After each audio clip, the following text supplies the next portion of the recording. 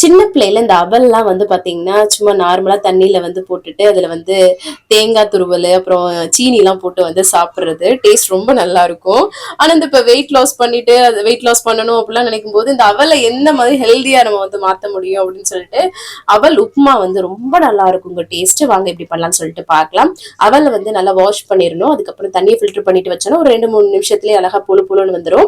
அதுக்கப்புறம் ஒரு கடாயில எண்ணெய் சூடு பண்ணிட்டு கடுகு வந்து பொரிய விட்டுக்கோங்க. அதுக்கப்புறம் வெங்காயம், பச்சை மிளகாய், அதுக்கப்புறம் வந்து கருவேப்பிலை சேர்த்து வதக்கி விட்டு பூண்டு தட்டி சேர்த்துக்கோங்க. கூடவே நீங்க வந்து பாத்தீங்கன்னா கடலைப்பருப்பு அதெல்லாமே கூட தாளிச்சு விட்டுக்கலாம். அதுக்கப்புறமா நான் வந்து பச்சை பட்டாணி சேர்த்துட்டு மஞ்சத்தூள் சேர்த்து உப்பு சேர்த்து நல்லா வதக்கி விட்டுட்டு அதுக்கப்புறமா நம்ம அவல் வந்து பொழு பொழுன்னு இருக்கு பாருங்களேன் அதையும் சேர்த்துட்டு கொஞ்சம் லெமன் ஜூஸ் வந்து ஆட் பண்ணிட்டு தேவையான உப்பெல்லாம் சேர்த்து நல்லா வந்து பாத்தீங்கன்னா மிக்ஸ் பண்ணி விட்டோம்னா சூப்பரான அவல் உப்புமா ரெடி ஆயிடும். செம்ம டேஸ்டியா இருக்கும். கண்டிப்பா ட்ரை பண்ணி பாருங்க.